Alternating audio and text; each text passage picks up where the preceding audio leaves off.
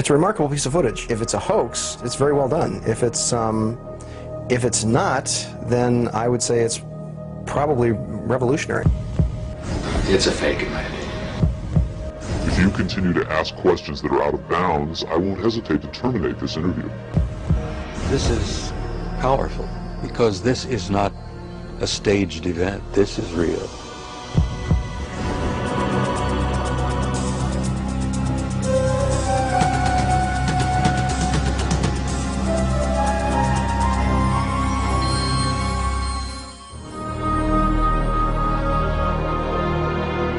Interest in UFOs and Area 51 is at an all-time high.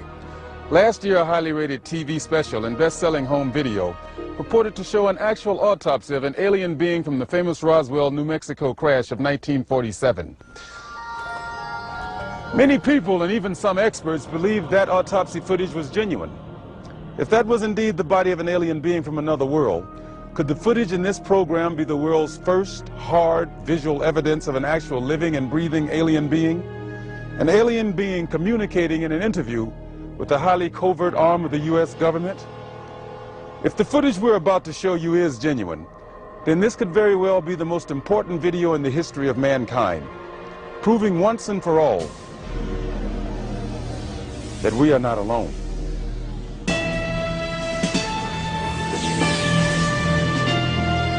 Within Nevada's Nellis Air Force Range, protected by the tightest security in the world, is the Groom Lake Test Site, aka Dreamland, aka Area 51. An installation so secret, the government cryptically acknowledges its existence only as an operating location. Until recently, the military flat out denied the presence of such a base. It has served as the testing ground for many secret research and development projects, such as the U-2 and SR-71 Blackbird spy planes, the F-117A stealth fighter, and now the SR-75 penetrator, the super-secret replacement for the SR-71. Every morning, a select group of specialists with high security clearances, some reportedly as high as 38 levels above top secret, arrive at McCarran Airport in Las Vegas to be flown to Area 51 aboard a Boeing 737. From the time they leave the ground until they return to Las Vegas at the end of each working day, they enter a world no outsider can ever truly know, except through rumor and the occasional shocking revelation. In 1989, a physicist named Robert Lazar went public with the stunning claim that the United States government was test flying disc-shaped aircraft of extraterrestrial origin at Area 51. Interviewed in silhouette by a Las Vegas TV reporter, Lazar, calling himself Dennis, claimed to be employed at a site on the outskirts of Area 51 known as S4, where he was part of a team attempting to back-engineer the saucers to discover the secret of their advanced propulsion system. It was a very sleek, thin-looking, flying saucer-shaped craft. There were 9 total. I only got to essentially work, back engineer, or analyze one of the craft. It's very plain. It's all one solid color, a grayish pewter color, the same color as the outside of the craft. There are no sharp corners anywhere. Every device in the craft, the seat, the amplifier housings, everything has a rounded corner on it, almost as if it was all fashioned out of wax and then slightly melted, so everything curved, even where the ceiling meets the floor on the end. Everything has a curve to it. Very, very plain, very wide open, very impractical use of space.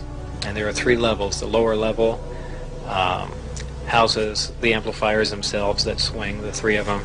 The center level is where you enter the craft, where the seats and the amplifiers are, and the top level is a small area, and I did not have access to that, so I don't know what's up there. Absolutely alien craft, there's no question about it. Well, first of all, the scope of the project was to back engineer it. If they were United States craft, we wouldn't be going backward trying to find out how they were built if we had built them. Second of all, the size of the equipment inside, the size of the seats, the materials that were in use, completely alien to us, pardon the pun, and the fuel, element 115, essentially non-existent. All these factors together, and of course the briefing information stating that they were alien craft.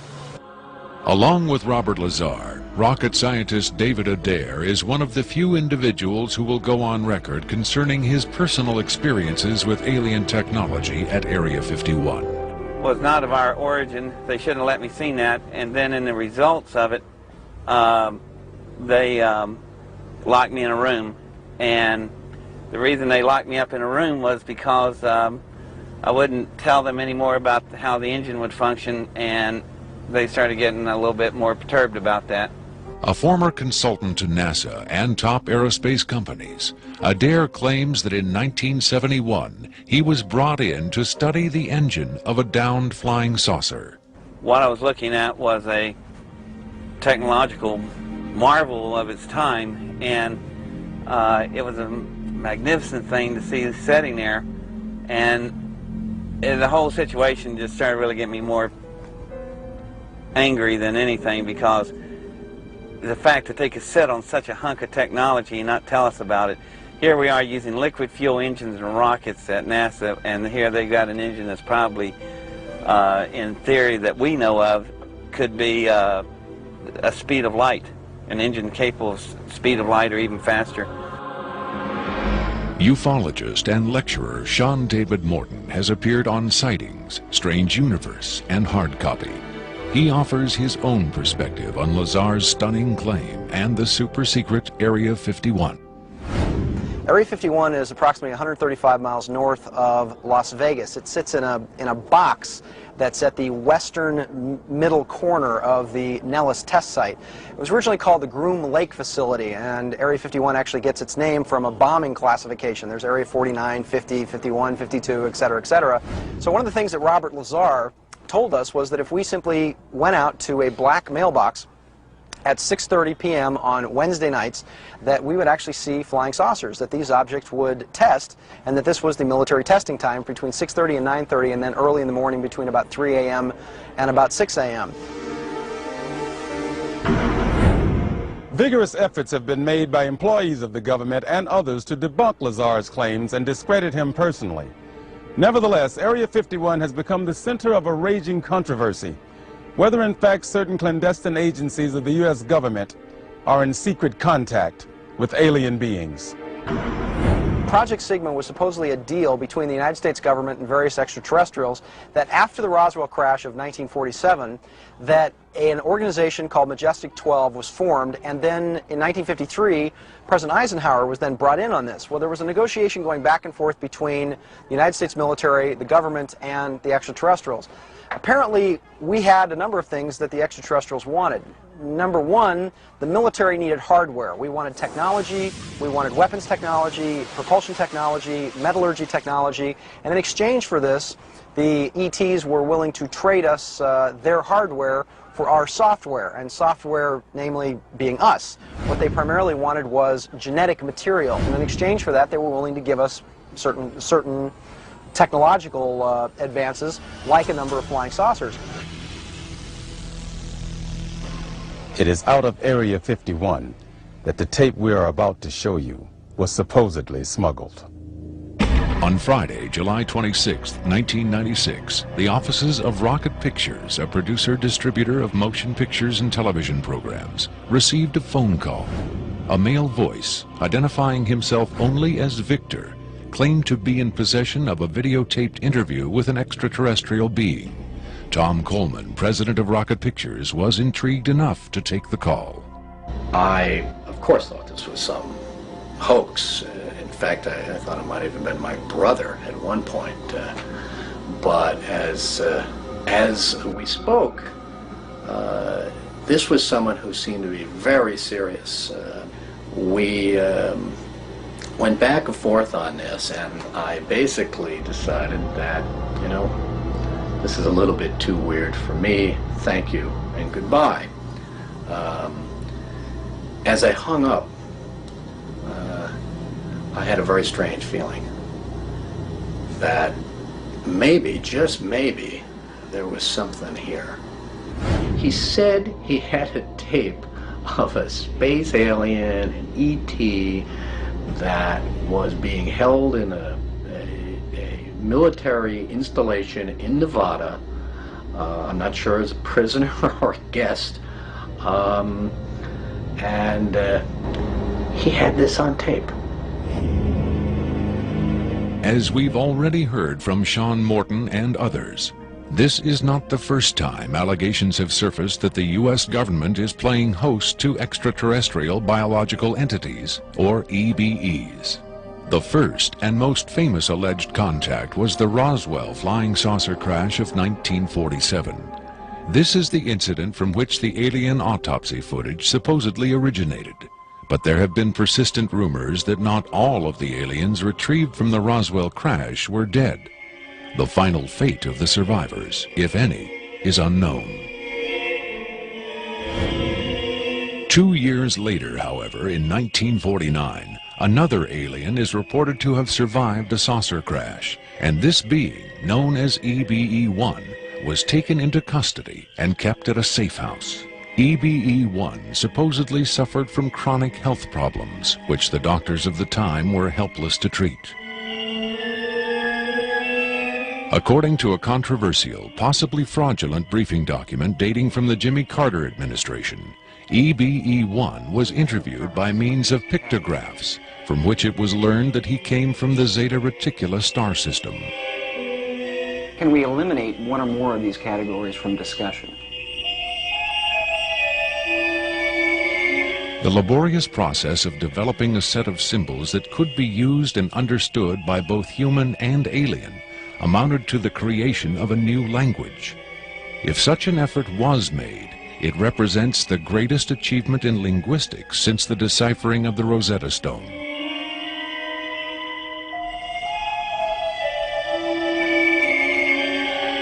That such an achievement would be kept secret illustrates the hysterical paranoia of the time as the Cold War intensified under the threat of nuclear annihilation.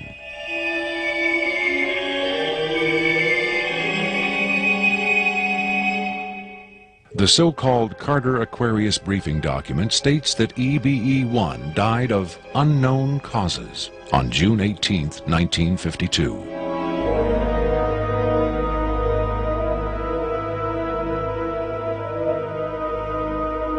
Skeptics who doubt the authenticity of the Carter-Aquarius document find it unbelievable that highly advanced alien beings would allow one of their own to die under the primitive medical care of a species that had barely begun to conquer its own diseases.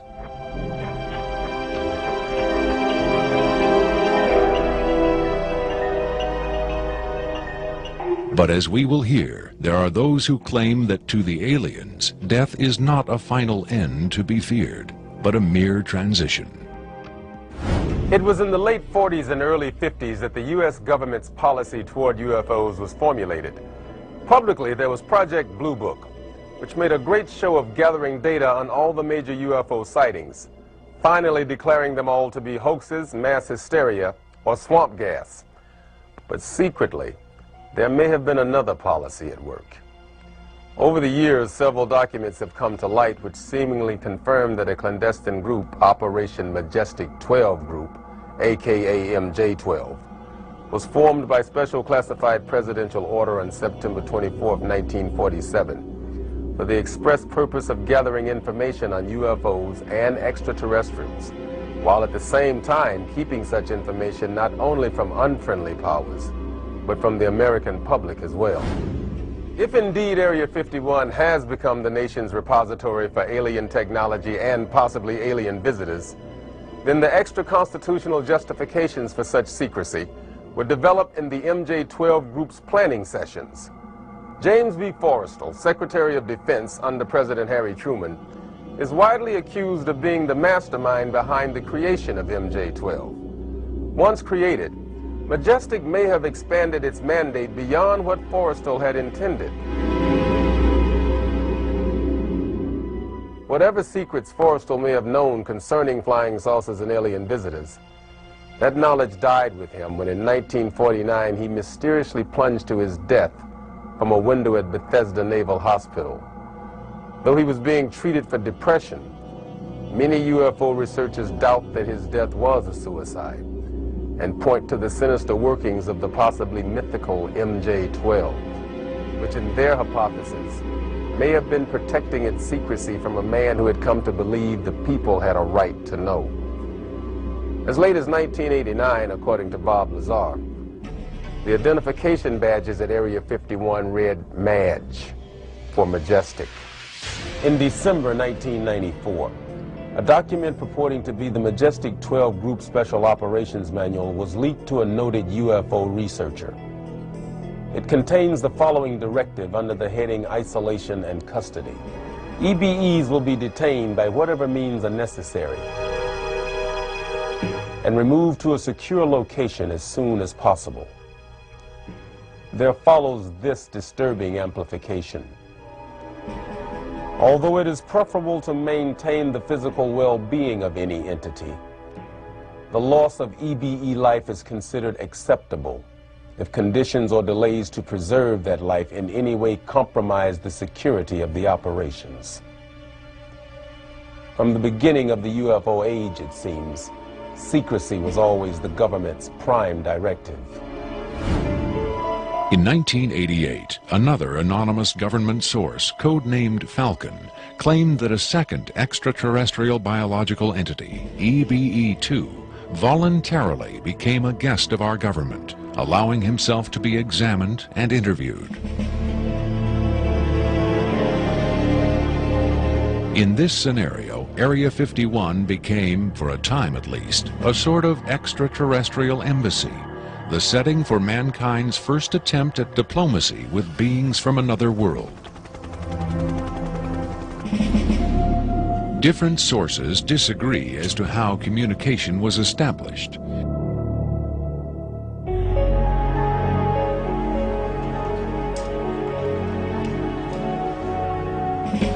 There is universal agreement that the EBEs are incapable or unwilling to speak human language.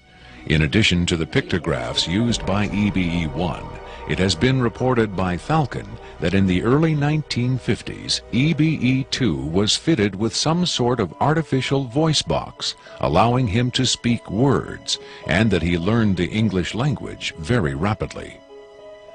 Other sources doubt this story, however. By our kind, you mean we Americans? What has been reported most persistently is that the aliens communicate via thought projection, or telepathy. Would have been tortured, made to give up their secrets, instead of questioned in this friendly manner. We cannot be forced to communicate. Has it been tried? Not by us. We speak to who's ever willing to listen. The idea of telepathic communication with alien beings carries with it the same doubts and controversy attached to telepathy itself. Do the practitioners of this ancient art really have the ability to read minds? Or are they crafty charlatans who simply tell the listener what he or she wants to hear?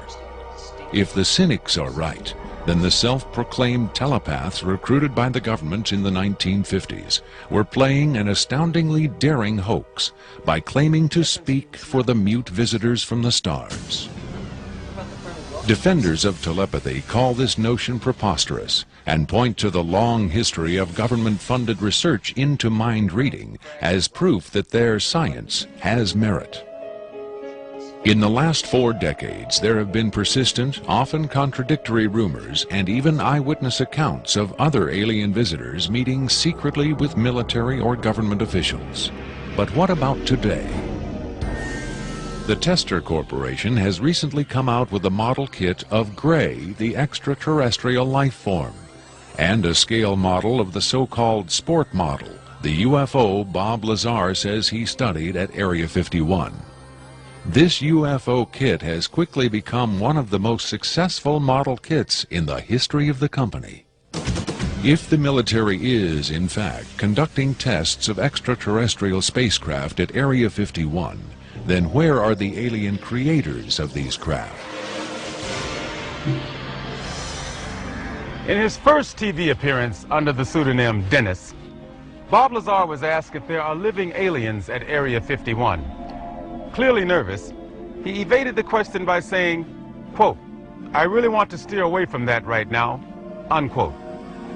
In subsequent interviews, however, he admitted catching a glimpse of two scientists talking to a strange short figure with long arms. He also reported seeing several documents that seemed to contain first-hand information on alien civilizations. Lazar is skeptical of a claim made by Falcon that a group of EBEs have been given complete control of a separate base within Dreamland. But he does admit having read a report of a tragic misunderstanding between military personnel and alien beings in the late 70s. Lazar states that it had to do with bullets the MPs were carrying, and that the bullets might explode, possibly due to a field the aliens had generated in that area. This encounter supposedly resulted in the deaths of all the humans involved by head wounds. But if there was ever a large-scale alien presence at Area 51, Lazar saw no evidence of it doing his work at S4 in the late 80s. Is it possible that the deadly misunderstanding of 10 years earlier brought human-alien cooperation to an end? In his September 21, 1987 speech to the UN General Assembly, President Reagan himself did little to dispel the notion that this deadly misunderstanding brought human-alien cooperation to an end. In our obsession with antagonisms of the moment, we often forget how much unites all the members of humanity. Perhaps we need some outside universal threat to make us recognize this common bound. I occasionally think how quickly our differences worldwide would vanish if we were facing an alien threat from outside this world. Are the inconsistencies between various tales coming out of Area 51 evidence that these stories are lies? Or are the discrepancies the result of an intentional campaign of disinformation designed to discredit any elements of truth that may be reaching the public? If so, how does Victor fit into the jigsaw puzzle of questionable witnesses to the alien presence at Area 51? Is he a hoaxer, a government dupe, or a frightened whistleblower with the hard evidence to back up his story? I made it very clear to Victor that his credibility was the entire issue here, and that everybody's going to think this is a hoax, and that how are they going to possibly verify this? What he said was, you can do anything you want in terms of verify it, any type of due diligence. He will answer whatever questions put forward. We could do whatever type of checking. We could bring in experts. We could have the tape tested. We could, in fact, he encouraged all of these aspects. He just did not want his face and his real name revealed. At Coleman's insistence, Victor agreed reluctantly to appear on camera, but only in disguise, in shadow, and with his voice electronically altered. The questions were agreed upon in advance, but during the actual interview, the discussion occasionally deviated from Victor's approved questions. What is your occupation at Area 51? I won't answer that. I have had reason to be present at Area 51, but I'm not going to clarify whether or not I was there as an employee. Are you saying you were there as a visitor? I'm not going to specify why or in what capacity I was there, only that I was there. Can you tell us how many times you were there? When I agreed to this, my fundamental ground rule was that I would not be asked to divulge personal data that might help pinpoint my identity. If you continue to ask questions that are out of bounds, I won't hesitate to terminate this interview. Are you saying that the number of times you were present at Area 51 is enough to pinpoint your identity?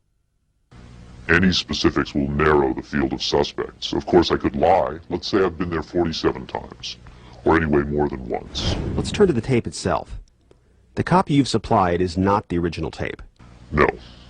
Was the original at Area 51 when you copied it? That's out of bounds. Is it fair to assume that the copying of tapes at Area 51 is heavily restricted? You can assume anything you like. I would say that's a fair assumption. That's obvious. I will say that this tape was copied under special circumstances. Otherwise, copying it would have been impossible. Can you be more specific? More specific? Okay, I'm sure they've figured this much out already. Recently, there was a wholesale transfer of video documentation from analog tape to digital disk storage. In a couple of instances, this allowed data to leak from a highest security system to a less high security system. Even so, this particular tape was the only... I think that's about all I'll say about that. Was there something about this particular clip that made it more accessible to be copied? Not necessarily, no. Was there something about the content that caused them to file it differently or give it special handling? This interview was terminated. The interview resumed only after a discussion of the ground rules. Have you personally seen the alien being that appears in the tape? Yes, I have, but I stress I was not necessarily present at the interview session that appears on the tape. I'm not going to be specific. I may have encountered the being at another time. What can you tell us about the alien interview we're about to see? This one is rather recent, very late in the series. The interview process has been ongoing since the being arrived, which was in 1989. Approximately twice a month, they sit it down for a session that generally lasts from 3 to 5 hours.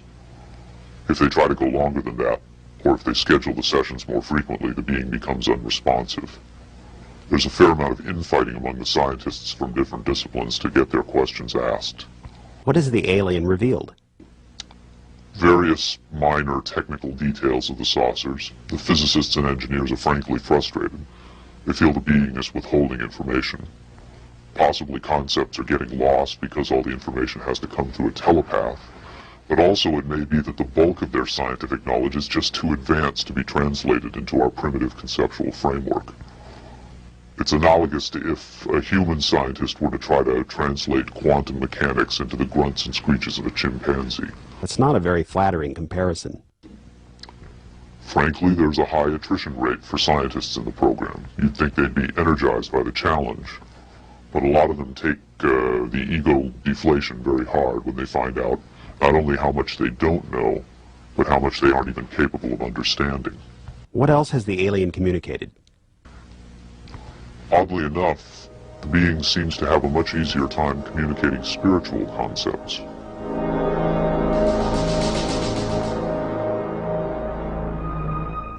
The human body is a vehicle, a vessel.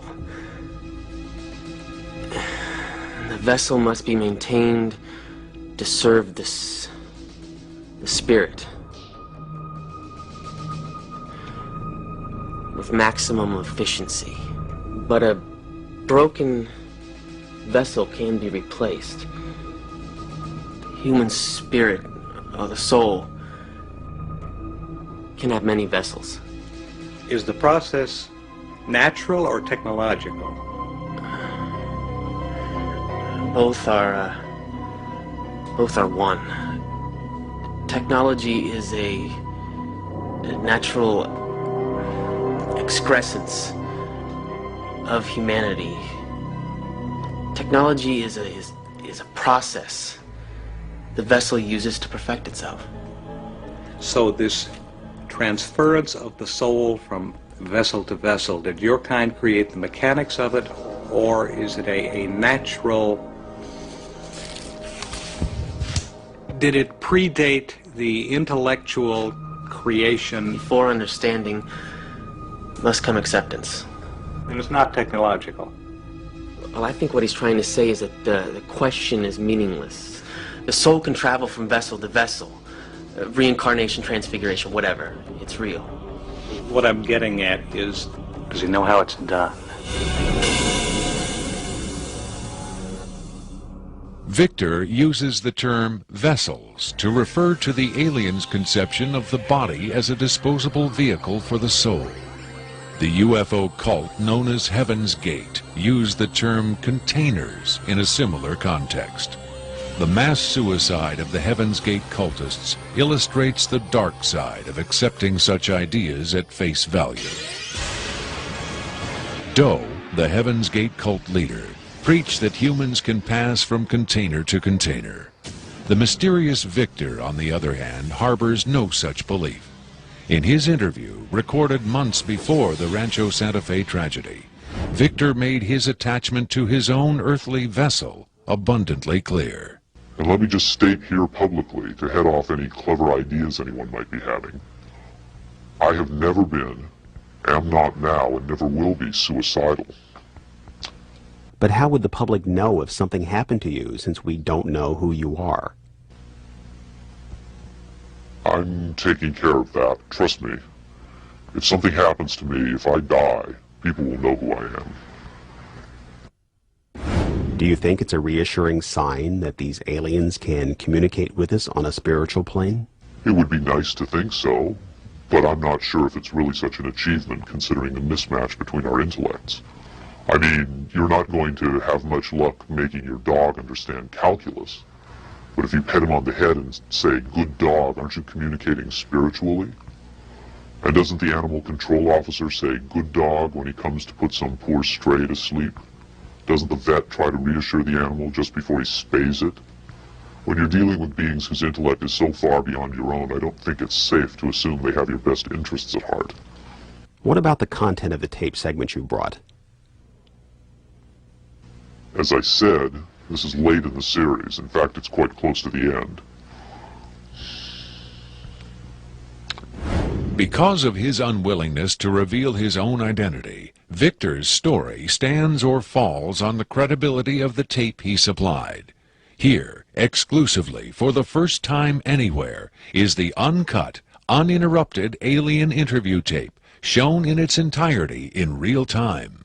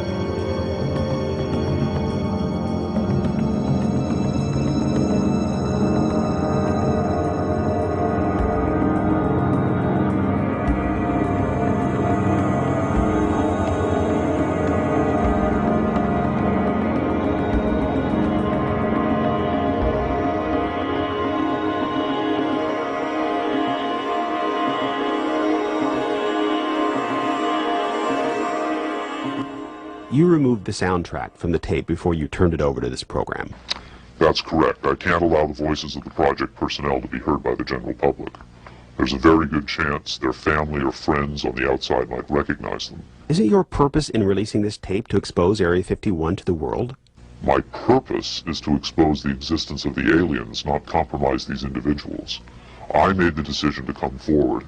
I'm taking precautions to protect my own identity, and I don't think it's fair for me to put these others in danger of exposure. In any case, the interview on the tape went nowhere. It was interrupted, as you'll see. Can you describe for us what we're seeing? All right, we're looking at the interview suite at S4.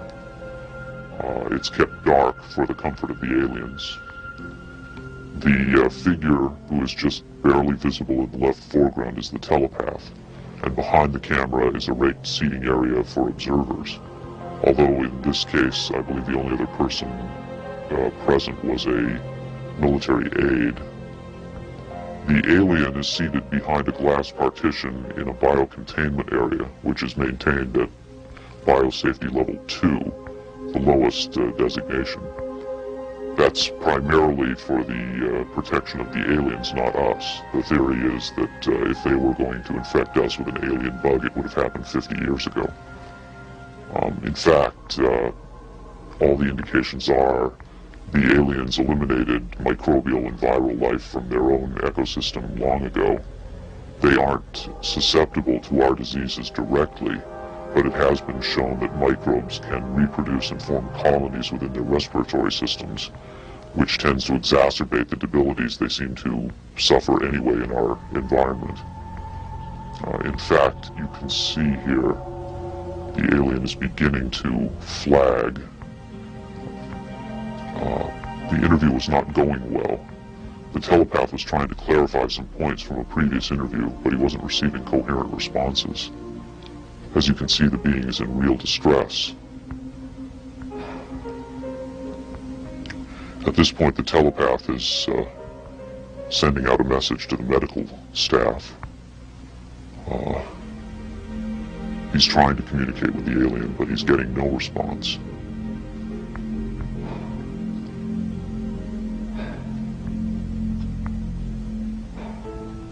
There's very little he can do.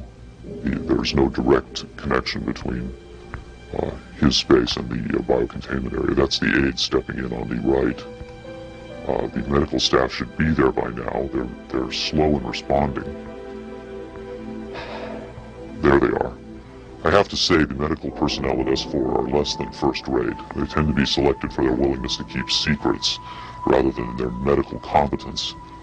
By the way, he's not shining that light into the eyes. It looks that way, but in fact he's checking for hemorrhaging around the eye sockets and in the nasal cavity.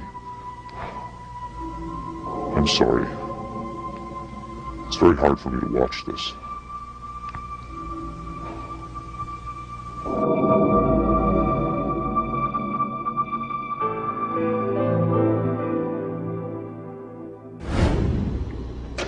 You're asking me if I think this is real? That have I finally seen a space alien? You know, I don't know. But I do know this. I know that this is not a tricked up version like the alien autopsy. It doesn't attempt to distract you away from the alien. It doesn't have that cinema verite, black and white. It doesn't go to great lengths to try to fool the audience. Straight ahead. It's an alien on tape. Pretty much the way you'd probably film it. The point is this. What if it is real? In evaluating the authenticity of the alien interview tape, the logical place to begin is with the videotape itself. What can the technical details of this recording tell us about its origin? Rocket Pictures sent Victor's original tape to the Phoenix laboratory of renowned image analyst Jim Delatoso. Using the most up-to-date digital technology, Delatoso tried to determine the tape's authenticity. I've been exploring, looking at different aspects of the image itself to develop questions for a matrix on is it real or is it fake. I grabbed a frame in the computer and we're outputting it now in digital format, and you can see that we have an absolutely solid picture. What we've done is taken the picture and moved it over so that we can look at the information that's in between the frames. Now, when we look at the motion video, we can see that it still is not bad. And when we have this little indicator down here, it tells me that the original image was transferred using some kind of time-based corrector. These are video screens up here, television, video monitors, and they're off at an angle. If this was shot using a video camera with lines on it, we would see moire patterns up there, and we don't see the moire patterns. So there's a probability that this was shot originally on film, possibly a film stock like 7252 or 7247, depending on the lighting. The idea that these images may have originated on film is in direct contradiction to Victor's statement that the interview was shot on video. On closer inspection, Delatoso decided the images could indeed have been recorded by a video camera under certain specific conditions. In this case, I get the sense of it that this was originally created using either film, transferred telecine to beta, but then this is the third generation, or it was taped under very low light conditions with the video gain boosted probably 12 dB. Even the emotionless analysis of a computer cannot provide a definitive answer. Delatoso's efforts yield tantalizing hints, but in the end they only increase the mystery. One of the key things about this creature are its eyes. Like the other experts, video analyst Jim Delatoso was emotionally affected by what he saw. He took the tape very seriously and offered this personal opinion. If someone faked this, I don't like these people. I think it's a bad thing for people to do, because if extraterrestrials come here, it's an incredibly important thing to understand who they are and why are they coming here. If this is not faked, I think we've got a glimpse here of a sense of communication with someone who came from a long distance away. When asked his opinion of the alien interview, Adair was careful to answer only in terms of his own experiences. If you're referring to the film where it's aliens being interrogated at Area 51, I don't know. I've never seen a UFO in my life. I've never seen aliens pickled in a jar or anything like that. But I know I saw an engine that wasn't from our terrestrial technology. If you look at an engine like that, it came out of a craft. If it come out of a craft, then that craft has occupants. So it's very logical to assume then that those occupants could still be here and they could be interrogating them, or they could have downed another craft since 1971. Makeup artist John Criswell has provided special effects creatures for many Hollywood motion pictures and television shows, such as Spaced Invaders and Babylon 5. Hired by Rocket Pictures to create the aliens for the recreation segments of this program, Criswell was very interested to finally see the real thing. By Hollywood standards, I would say it's a pretty decent puppet. Well, to be honest with you, I would love to buy this being real, but it's probably a hoax. Well, I think this is a really cool design, and it's a great concept, but I think I could have done better. Whoever did this, I mean, they could have a job in Hollywood in a minute, no problem. This one has a much creepier quality than the alien autopsy tape, I think. That one I definitely didn't buy just because of the way it laid on the table. There was a couple of things. This actually, whoever did this was, or if someone did this, they were very clever because it it hides a lot of stuff, so that's what makes me kind of disbelieve it a little bit. But, you know, who knows? Criswell thought the alien exhibited movements that would be difficult to fake. There are moments when this looks very real, and I don't know how they did certain little things about this. So right when I would say that it's definitely a puppet, he moves a certain way, or he'll lift up in the frame and all that, and all these little things are important to the, you know, to the character of it. Academy Award winner Rick Baker is one of Hollywood's reigning masters of makeup effects. He transformed Eddie Murphy into a 300-pound man for The Nutty Professor and has created monsters for countless films, including An American Werewolf in London and the UFO-related Men in Black. Baker dismissed the tape as a fake. Yeah, this doesn't fool me. I don't buy this. I think this is a puppet, and you've got a table in the foreground that's hiding the rest of its body. You've got some kind of whatever that instrument is in the foreground. It's hiding. It's also lit very mysteriously. I think if you were going to record this alien, you would want to see it, and you wouldn't want to hide it behind a table, and you would light it in a way that would show up much more than this. This particular movement, this head-jerking movement here especially, looks very puppety to me. It looks a little overdone and very much like a guy with his hand inside this thing maneuvering it. I guess he's supposed to be ill here. Is that what's going on? It just looks like they went to a great deal of effort to hide as much of the anatomy other than the head on this puppet, and I just don't buy it. I would be willing to stake my reputation on the fact that I think this is a hoax. It's very interesting to see, though. In Baker's opinion, there was no controversy at all. It's a fake, in my opinion. We could build better. We have built better. UFO expert Robert Dean, on the other hand, had no doubt whatsoever that the tape was authentic. This is powerful because this is not a staged event. This is real.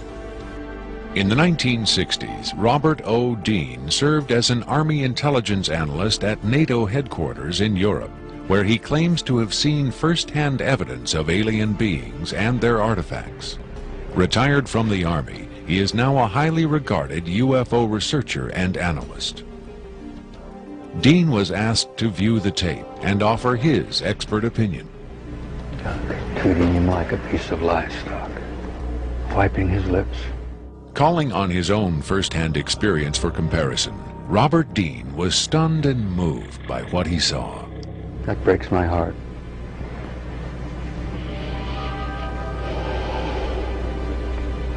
I think you've got yourself a piece of legitimate footage here, and I think you've got your hands on some pretty sensitive material.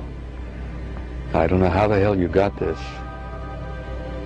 I don't know who you got it from, and frankly, I don't want to know who you got it from. But you got yourself a tiger by the tail with this footage. I would say, and I know that that's one of the things you ask of me, is that you've got yourself some legitimate footage of one of the little guys being interrogated and filmed. And there's a reality to it, and there's a sensitivity to it that literally breaks my heart. But I tell you very strongly, you've got something here that is very sensitive. Well, I know that the level of classification on this kind of a thing is so far damned above top secret that you can't imagine how sensitive this kind of thing is, and how delicate it is, and how tightly the government sits on anything like this. Sean Morton looked for clues to the tape's authenticity in the technical details of the interview's setting. Okay, there's a couple of interesting things about the tape right off the bat. Morton tried to decipher the time code at the bottom of the screen. First off, what you're looking at in the time code is DNI's Department of Naval Intelligence. So Department of Naval Intelligence, this would probably be a file number 27. It could be a security level, however, because security levels are supposedly go up to Q36, or the highest ones that we know about. The first interesting thing about that is that I'm noticing what looks like a medical monitor, and look at how slowly and erratic the heartbeat is. The heartbeat is literally 1, 2. It's very, very erratic, and it looks as though the heartbeat being as erratic as it is only about, from counting that, it looks like it's about 30 a minute or so. Morton suggested an alternate explanation for the video's dim lighting. One of the unusual things about most of these particular race of aliens is they are very, very sensitive to light. So a lot of these interviews are conducted in very darkened rooms.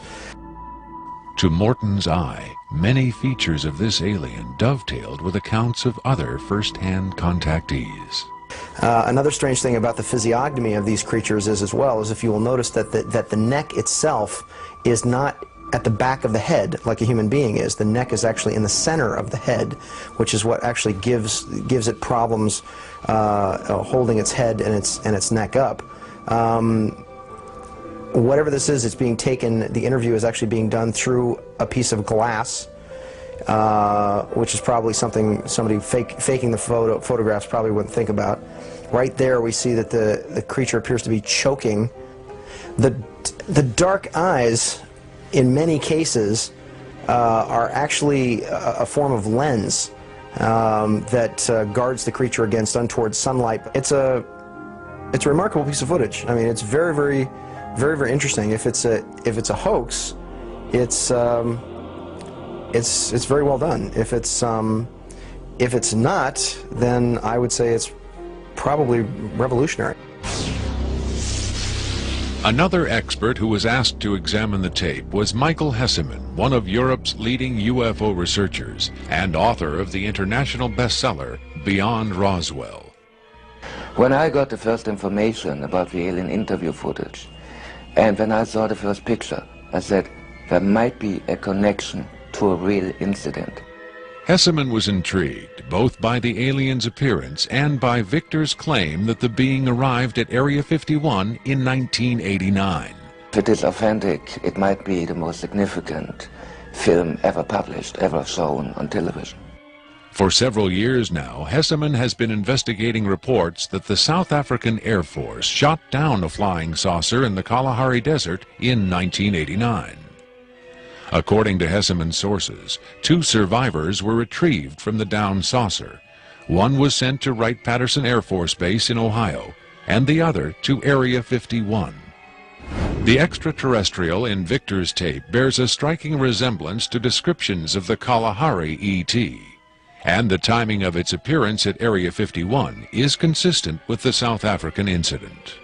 If you see the drawings we have of the Kalahari alien and the descriptions we have, it seems to be the same being. And the Kalahari incident puts the alien interview footage into a context and gives it at least a probability that it might be real. It might be the real stuff, we just don't know.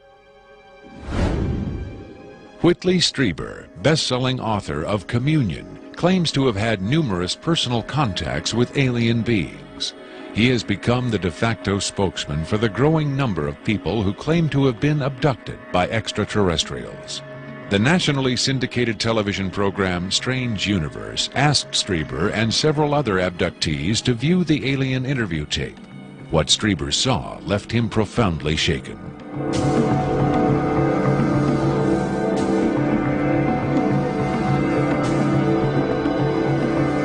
Strieber would not agree to be interviewed on camera for this program, but on Strange Universe, he had this to say.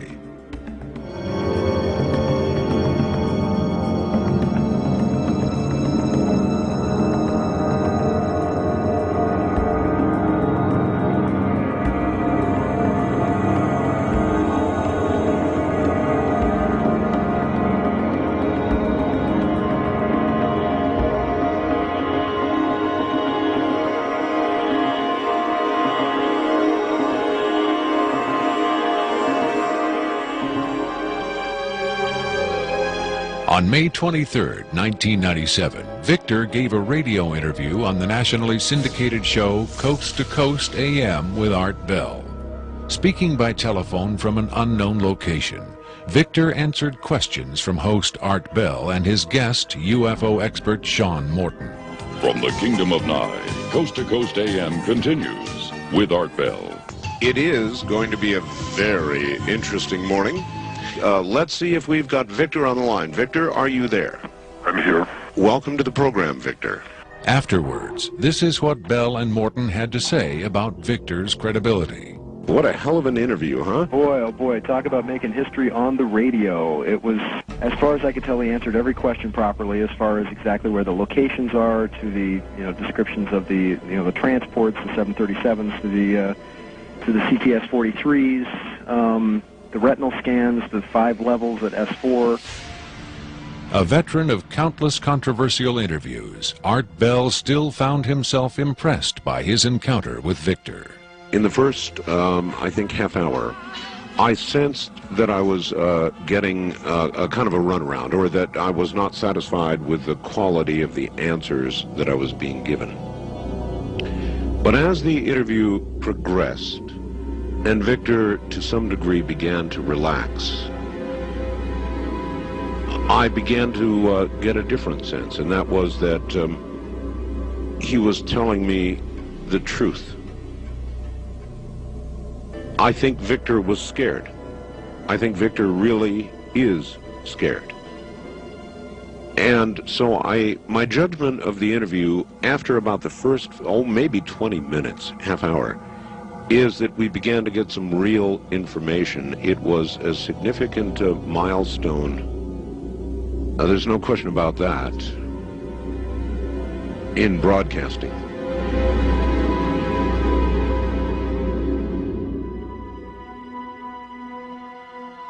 If the government has really been in contact with superior aliens, wouldn't we see some evidence of it? For instance, amazing new scientific discoveries. Limitless free energy? A cure for cancer? We might if the government's motive were the betterment of mankind. The government's motive is control. And just as much as they crave control, they fear loss of control.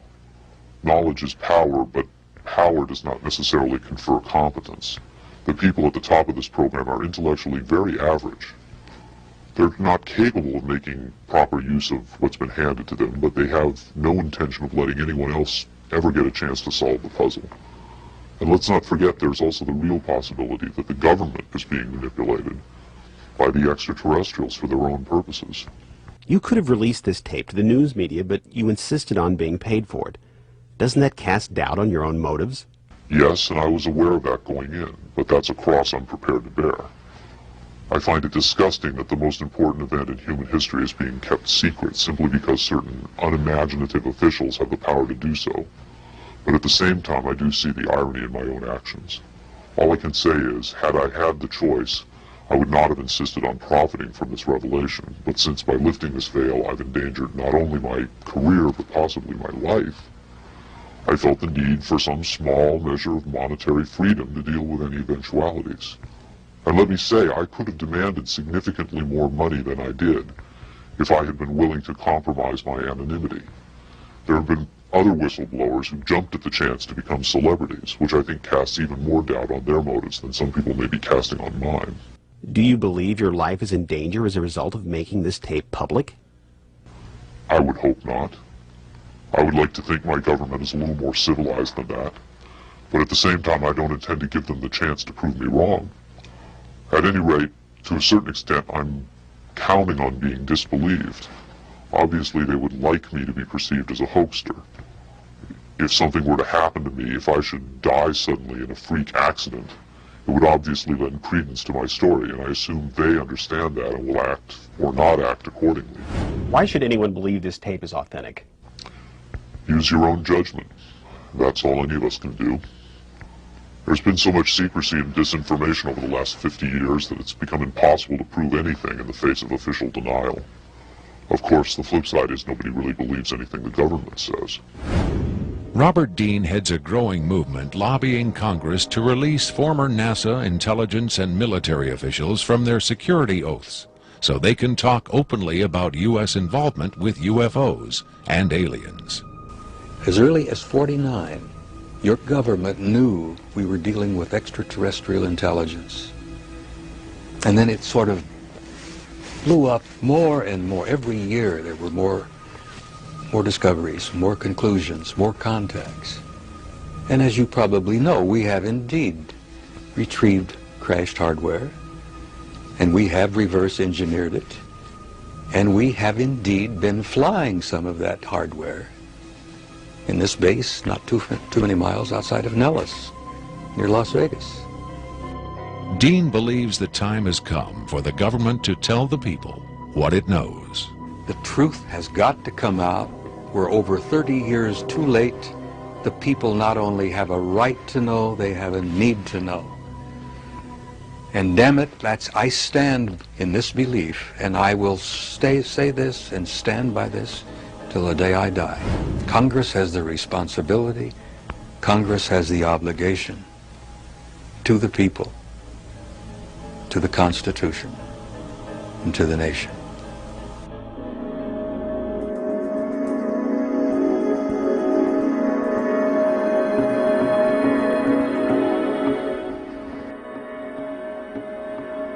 Did this alien die? I can't answer that with certainty. I do know the interviews came to an end. Whether the being died or was retired, and I don't mean that in the spy thriller sense of having it killed, I mean retired from the interview process. I just don't know. I'm fairly certain it didn't go home, at least not in the physical sense. But these beings, they don't seem to be very concerned about dying or avoiding death. Why do you think that is? Maybe they know what comes after death with more confidence than we do. Maybe there's another vessel waiting for them on the other side. The other side? Yes, which may in fact be where they come from in the first place. I've heard the claims that they come from Zeta Reticula or the Pleiades, but it hasn't been established that they come from out there at all. Their saucers may not travel through space as we know it. They may fold in from another dimension, another reality. You make them sound almost supernatural, like angels or devils. Supernatural is just a term for aspects of nature we don't understand. For many people, they certainly do serve the functions of both angels and devils, forces we can't comprehend.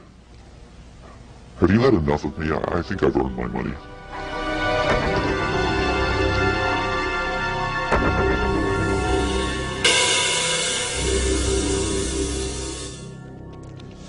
Is seeing believing?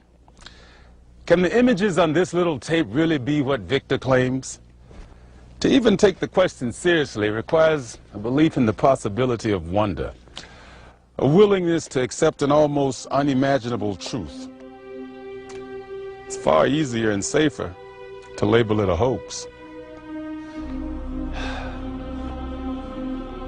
I'm standing on Nevada Highway 375. America's official extraterrestrial highway, redesignated last year by the legislature in acknowledgement of the worldwide fame that has become attached to this desolate spot. Beyond those mountains is Area 51, the most widely discussed secret place on Earth. Whether as a hoax or mind-expanding revelation, this alien interviewer is now a part of the Area 51 legend. There will come a day when the secrecy at Area 51 ends. When that day comes, then we will know whether this tape was real and what the true motive was for its sudden appearance. Until then, we can only speculate, investigate, and hope.